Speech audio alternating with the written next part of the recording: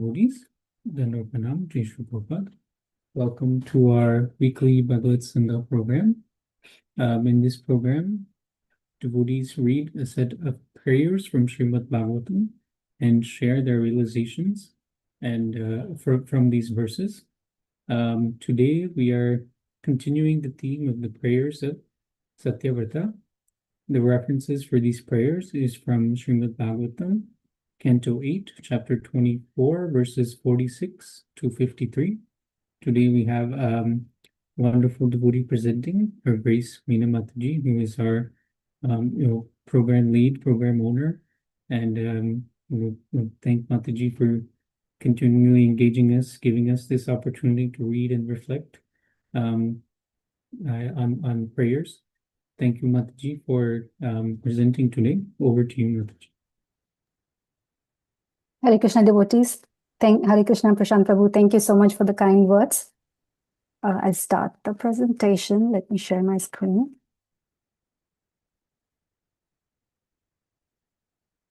Are you able to see, Prabhu? Yes, Mataji. Okay. So once again, Hare Krishna, dear devotees, thank you all so much for joining today's program. Before I begin, I would like to take this opportunity to sincerely thank Satyasara Prabhu and Jaisabhadra Mataji for creating this beautiful platform for us. We started during the COVID time, and it's such a wonderful platform because we have been reading about such heartfelt prayers of the pure devotees. This is so grateful to them for giving us this opportunity. And also thank you, Prashant Prabhu, for giving this opportunity to present today. And thank you, Radha Damodar Prabhu, for always being there for us, taking care of the audio video. So with that, I'll begin today's presentation. First with prayers. Om Namo Bhagavate Vasudevaya. Om Namo Bhagavate Vasudevaya. Om Namo Bhagavate Vasudevaya. So these verses we'll be discussing today. They are very beautiful and very instructive. They are the prayers offered by King Satyavrata. And to whom did he offer? He offered to Lord Matsya, the fish incarnation of the Supreme Personality of Godhead. So this chapter name, it's in 8th Canto, chapter 24. The chapter name itself is the fish incarnation of Supreme Personality of Godhead. And these particular verses, prayer verses, are in 46 to 53. So as you can see the image here, this gives you an idea of what really happened and in the Matsya avatar, and how King Satyavrata told these prayers, recited these prayers. And these prayers, they're filled with humility, realization, surrender, and deep faith in Lord's role as the Supreme Guru. In fact, the theme of these prayers comes as Supreme Lord is the Supreme Guru. We'll see as we go forward. Towards the end of the chapter, Sukdev Goswami has declared that just by hearing this narration, one becomes free from sinful reaction. So it is very auspicious for us to read these prayers and hear. And we have this great opportunity where we can do that every single week. So with that, before I begin the prayers, first quickly go through the pastimes of the Matsya Avatar. So it began with this Matsya Avatar. It happened, so the two times Lord came as Matsya, as a fish. So first he came to kill the demon Hayagriva. So the demon Hayagriva wanted to take the Vedic knowledge away from Lord Brahma at the time of annihilation. So that time Lord came as incarnation of fish. And this is at the beginning of the period during Swayambhuva Manu time. And then Lord saved the Vedas. Now the second time when we came, that is what we are going to see today. So this happened during the reign of Chakshusha Manu. There was a king named Satyavrata. He was a very pious king. To save him, Lord came as fish incarnation. Then later on, King Satyavrata became the son of the sun god and was known as Shraddha Deva. He was established as Manu by the Supreme Personality of Godhead during that time. And this particular pastime, it takes place at the end of Chakshusha Manvantara, the 6th age of Manu. The universe is about to experience Pralaya at that time. So all these details is there in the beginning of the chapter. I have just picked up from that. You know how Prabhupada gives the summary of the chapter in the beginning of the Bhagavatam. So I have just picked up from that. So here is the pastime. To receive the favor of the Supreme Personality of Godhead, King Satyavrata engaged in the austerity of subsisting only by drinking water. So that's the level of austerity he went. He was only drinking water. So once when he was drinking water, as you can see in this picture here, he's taking the water from Kritamala river. He's taking, and when he's taking in his hand, a small fish comes in his hand. Then what Lord does is, so first the fish appealed to the king for protection, asking the king to keep him in a safe place. So although the king did not know that the small fish was the Supreme Personality of God himself, as a king, he knows he has to give shelter to everyone. So he gave shelter to the fish and kept him in a water jug.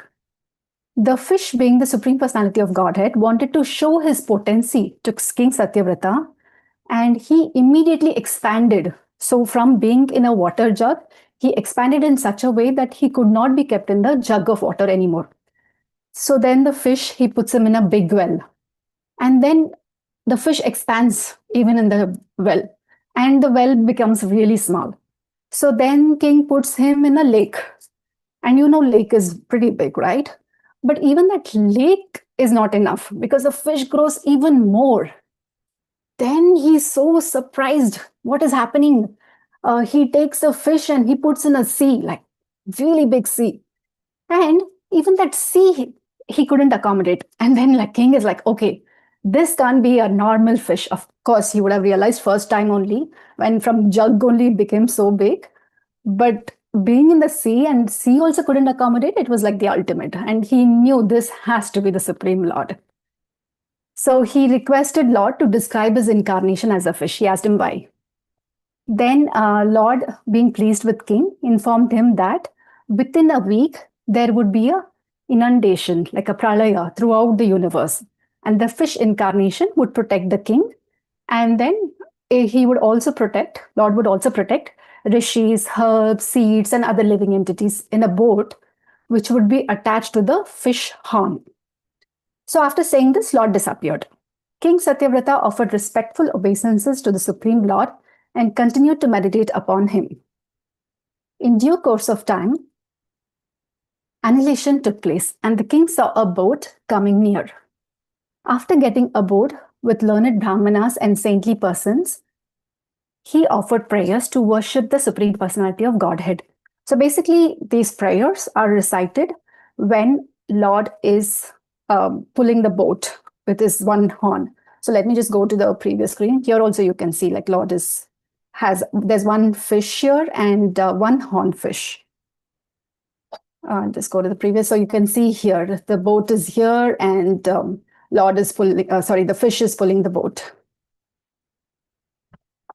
So then, with full faith, the king sat in the boat and eyes closed, heart fixed on the Lord.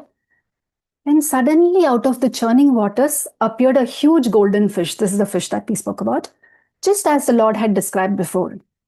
And this was no ordinary fish. It had one horn and, listen to this, it was 8 million miles long. Like that's how long the fish was. And it was radiating with divine energy. It's so amazing, right? Like as I was reading this, I was really amazed at Lord and his mercy that he shows on devotees. So this pastime symbolizes how Krishna enters our lives subtly. If we serve that opportunity with faith, like really small one, like King Satyavrata, he got a small fish. But look at what happened. So Lord expands his presence. Lord appears not just to protect his devotees, but to preserve dharma and transcendental knowledge. The king, now fully surrendered and amazed by Lord's mercy, began to offer the heartfelt prayers to Matsya, prayers which are full of gratitude, humility, and devotion. So for today's presentation, I don't think I will have enough time to cover all the prayers.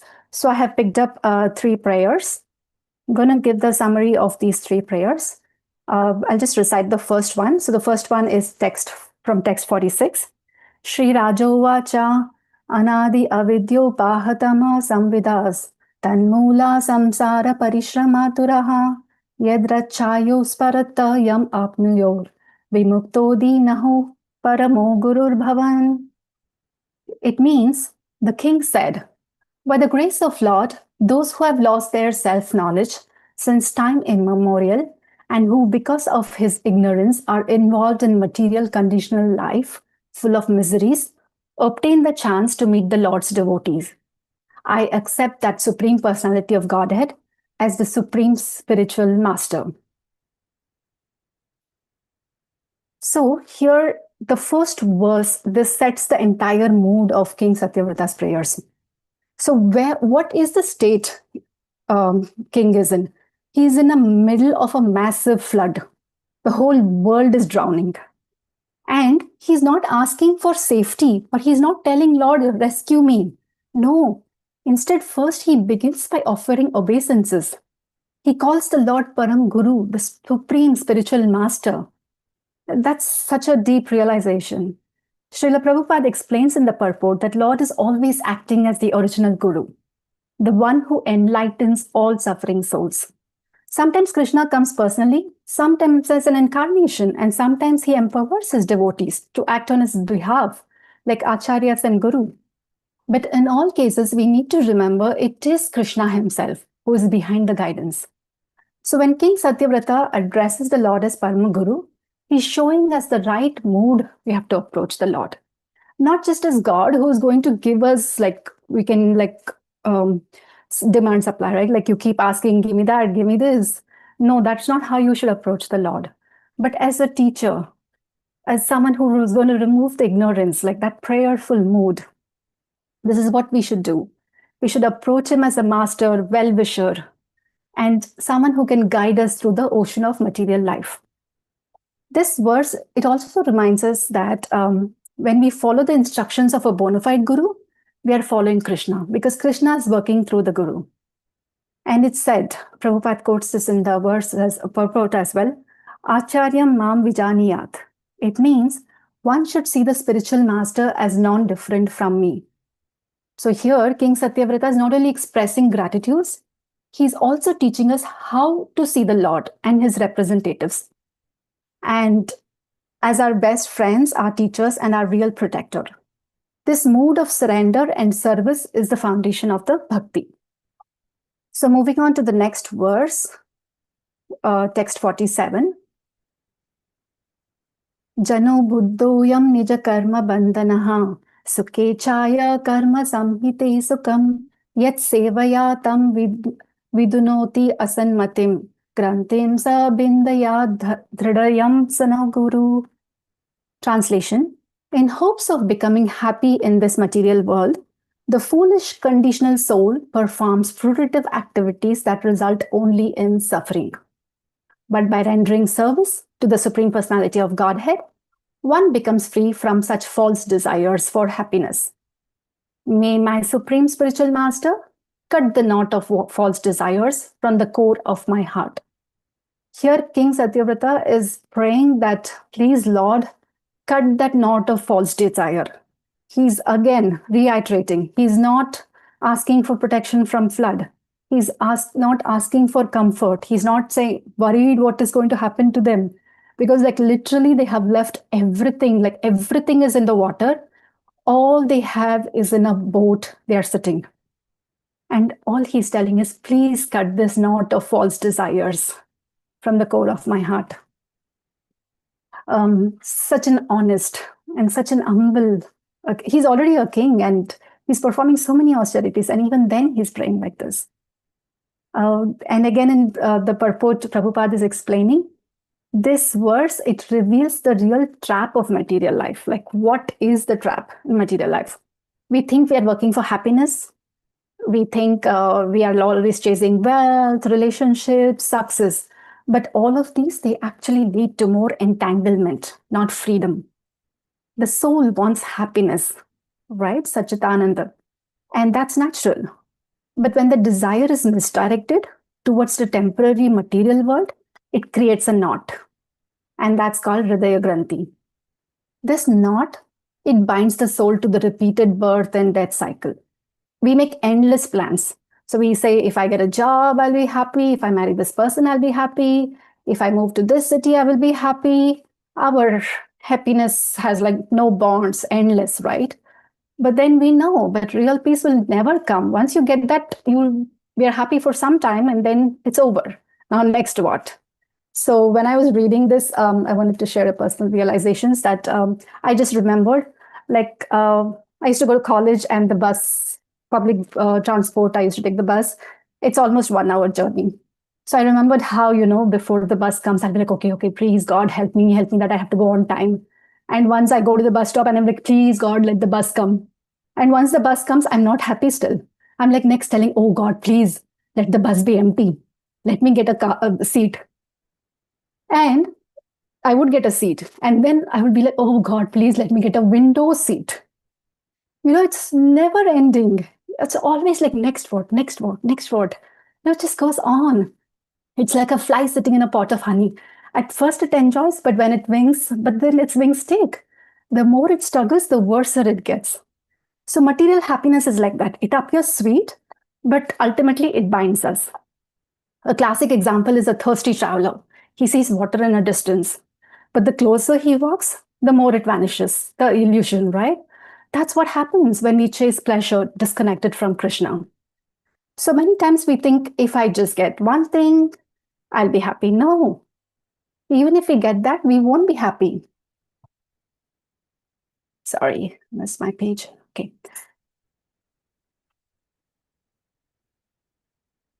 We are acting in the name of happiness. And people say, do whatever makes you happy. Or they say, you have just one life, live to the fullest, enjoy. No, but actually we are digging ourselves into deep and deep distress. Just like a strong rope can be cut only by something sharper than itself, the knot of material desire can only be cut by the spiritual master and by Krishna's mercy. So King Satyavrata is praying, please sever this knot, my Lord. And here's a beautiful part. He's asking Krishna to remove him from false desires, but to save him from illusion. So Krishna says in Bhagavad Gita 5.29, Bhoktaram yagnatapasam sarva loka maheshwaram surudam sarva bhutanam jnatva mam shantim rachati. Krishna says, he who knows me as the ultimate enjoyer, the master of all planets, and the best friend of all living beings attains real peace. So peace doesn't come from trying to control things. Peace comes when we give up trying to be the enjoyer and surrender to Krishna's plan. Like, just say, let it go, let Krishna, let Govinda. So when Krishna becomes the center, even a simple act feels fulfilling. When you do something for Krishna, it's the best feeling. But when you do it for yourself, your own sense gratification, the happiness is very limited.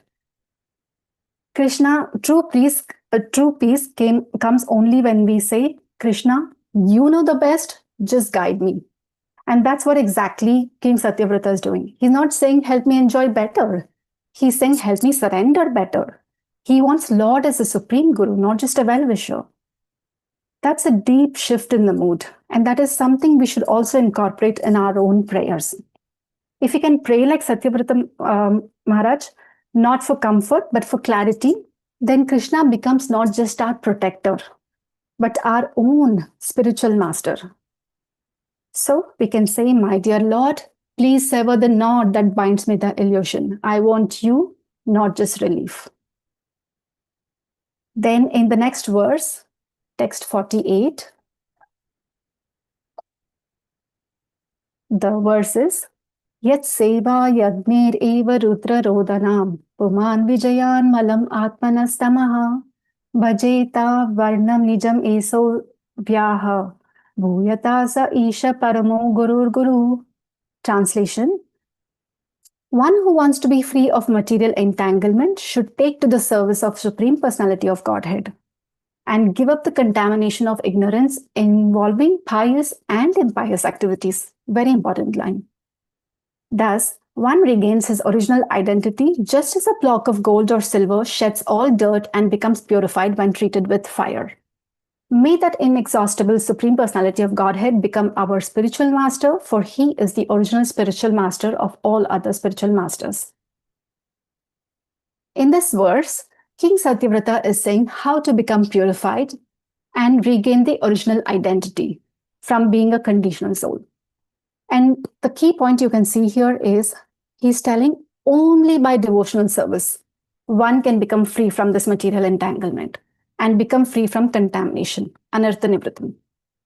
Srila Prabhupada is explaining human life is meant for tapasya, for purification, not for material enjoyment, not for accumulation material things. We've been seeing so many incidents in the media, right, in the last few days. Like literally, life ended and so much is left behind. Nothing they could take with them. So no point in accumulating so much. So the whole purpose should be to regain our original identity as the eternal servant of Krishna. Serving the Supreme Lord is the ultimate purpose of the human form. Because only in this life can we have that intelligence, discrimination, we have association of devotees, guidance of Shastras, Guru. We are really very, very blessed. We don't realize how fortunate we are, but we are extremely fortunate. And we need to keep reminding ourselves that we have so much and we should make best use of this opportunity we have. Then Prabhupada is comparing the soul to a gold and silver. Like these metals, they don't regain their original shine simply by washing them. Only fire can bring out their brilliance. Similarly, our heart, it's covered with layers of ignorance, lust, ego, pride. It doesn't get purified just by some superficial knowledge or some mechanical rituals. It has to go through the fire of sincere devotional service. Just like gold must be put in a furnace to be purified, our hearts must go through that fire. And we have to sincerely, which means we have to sincerely do chanting, surrender to Guru, and serve with humility. And just like fire, it is not going to be comfortable. It's not going to be very easy, the path, but still it'll purify us. And that will be the big transformation.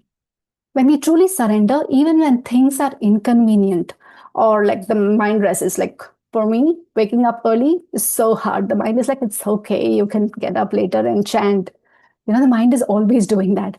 But if I get up later and chant and the mind says, hey, why didn't you get up early? I woke you up. No, you could have got up. It's like always tricking you, this mind. So we need to resist all that and truly surrender to Krishna. And only then Krishna's will begin to transform our hearts. Otherwise, it's like Satyasar Prabhu tells in the class, right? That heart transformation will not happen. It will just be like a Nam Ke Vasi things that we are doing. There's also an example like, the rusty kitchen knife. If we just wash that the knife in the water, it's not going to become sharp. No, it'll still be dull. But if we carefully grind it, and then, that tool that you use to remove like whetstone, only then the rust will go and then it'll become sharp. So just like that, we need that fire. We need that determination with which we do the services, do the chanting, do this reading. Our soul is also like that, right now it's dull. It can't cut through the illusion, through distraction, through the noise of the world. But only with sadhana bhakti, chanting, hearing, serving, the rust will come off. And then we will understand, I'm not this body, I'm a spirit soul. I am servant of Krishna and my purpose of life is to serve him. So King Satyavrata here, he is in these prayers, if you see, he is telling Guru, Guru of all Gurus, Krishna is the ultimate teacher. And a genuine spiritual master are his representatives. So even the greatest acharyas like Srila Prabhupada were constantly connected to Krishna through parampara. They spoke what Krishna spoke, nothing more, nothing less. So as I was preparing for this, I was just thinking, like imagine if something goes wrong with your phone or TV or any gadgets, and we look at the YouTube and try to fix it. Or we could just call the technician who knows all this, who has been trained in it. He will come and fix it in no time. It is safe and more effective, right? So gurus, like similarly in spiritual life, is not just about guessing and mental speculation. No, you cannot do your own path. It's about connecting with Krishna's authorized technician, the bona fide gurus. Guru knows how to guide us back to our original identity and take us home back to Godhead. Srila Prabhupada also says in the purport that even if we don't meet the Lord personally, the Guru is as good as Lord himself, because he only speaks what Krishna has spoken. So that's very important for us to see that when a Guru is speaking, like we see so many videos on YouTube, right? So many Gurus, but we should see what are they really speaking. Are they speaking about Krishna or are they speaking about something else? That's the best measure. And that is the greatest strength of the Guru Parampara, right? From Krishna to Brahma to Narada to Vyasa and all the way to the present day. That's how the Guru Parampara is. So we're almost at the end of the presentation. So quickly, I'll go through what are the key takeaways from these prayers. That's something we can take with us today. So who is a real Guru? A real Guru connects us to Krishna, not to temporary solutions. Guru doesn't promise comfort. He offers transformation. You know, like how you have a GPS? GPS will lead you to the home. Even if you're lost, even if you take a different path, it will redirect you and get you to your destination. So Guru will lead us back to Krishna. No matter where we are diverting, where the starting point is, he will always get you back. A blind man following another blind man is a false guru or a misdirected disciple. Prabhupada also says this in SSR, right? And the next point is Krishna is the original Guru. The Matsya avatar himself is accepted as the supreme spiritual master, showing us that Krishna comes personally through his representative to guide us. Then Krishna's mercy is incomparable. Like no demigod, no humans can give us as much mercy as Krishna's giving. Like Krishna's taking care of this entire universe. So even though demigods can give us temporary relief, Krishna alone will deliver us. The next point, fruitive works bring misery, not happiness. Just like, workers dread their jobs but chase a paycheck, a materialistic life is driven by fruitive actions that ultimately lead to dissatisfaction. And cutting the knots of all desires, we spoke about this, right? Just, there is so much of sense gratification is there, but it's never going to give us happiness. So we need to cut that false desires. And finally, okay, we are at 7:30. Finally, the last point I would make is, so let us ask, are we asking for Krishna for protection, or are we asking him to become our Guru? Are we praying to escape the circumstances, or we are praying to Krishna to become purified? Are we seeing obstacles as punishment or a chance to surrender? Here, King Satyavrata Muni is in the middle of a storm, but he's asking Krishna to guide us. So let us all end this prayer by saying, "Oh Lord, let me not be fooled by the glitter of material hopes. Let me not measure my success by comfort. Please become my guide, cut that knot in my heart, and let me float in your mercy, not in fear, but in faith." Hare Krishna, Krishna Krishna, Hare Hare, Hare Ram, Ram Ram, Hare Hare. Thank you very much, devotees. Please forgive me if I made any mistakes. Prashant Prabhu, over to you. Hare Krishna Mataji, wonderful class, wonderful service glorifying the prayers of Satyavrata. So many nice points. You nicely summarized the pastime. Then you picked these 3 verses, and I'll cover what some notes that I took. You mentioned the glories of Lord Matsya. He could not be held in the sea. He was 8 million miles long, and just like any other appearance of the Lord, he's coming to deliver the fallen souls, and then protect the sadhus like King Satyavrata and the rishis. And you in those 3 verses you mentioned, we should approach the Lord not in like a transactional way, but in real surrender, and treat him as our master, well-wisher, our protector. And we should see Krishna, the spiritual master, non-different from Krishna. You also mentioned, false desires are the real danger, and that happiness is conditional, never-ending. You had that example of you desiring for that window seat, which was very good. And we have this attitude in life that, we only have one life we should enjoy, but that's the wrong attitude. That's like, that's not going to give us peace because we're trying to control or enjoy material nature. Instead, if we put Krishna in the center and we do something for Krishna, then that will give us true happiness. You mentioned how only devotional service can we purify ourselves, and our real purpose is to regain our position as eternal servant of Krishna. And just having that knowledge, we are extremely fortunate to have that knowledge. So we should really be sincere. You also mentioned about the mind always tricks us. So only when we surrender to Krishna will our heart change, and then we can, sharpen that dull knife. You finally said, who's the real guru? And I think you mentioned he's the tech specialist that can connect us to Krishna, so it was a nice point, Mataji. And they will take us directly back to Krishna, and they'll transform our heart. And we can tell they're the real guru because they only speak what Krishna said, what Krishna has said.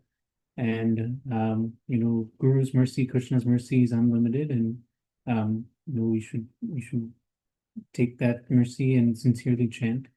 And you also mentioned, finally, that all other work will lead to misery. So the real goal is cut this knot of false desires. And at the end, you nicely said, those questions like how can we ask Krishna, what can we use to introspect, so that we can be like King Satyavrata and be floating in the ocean of misery, and Krishna is protecting him. So same like that, we should pray and we should hope. So thank you so much, Mataji. Very nice class, very wonderful points. We will, with that, devotees, we will end the program here. Thank you all for joining. Hare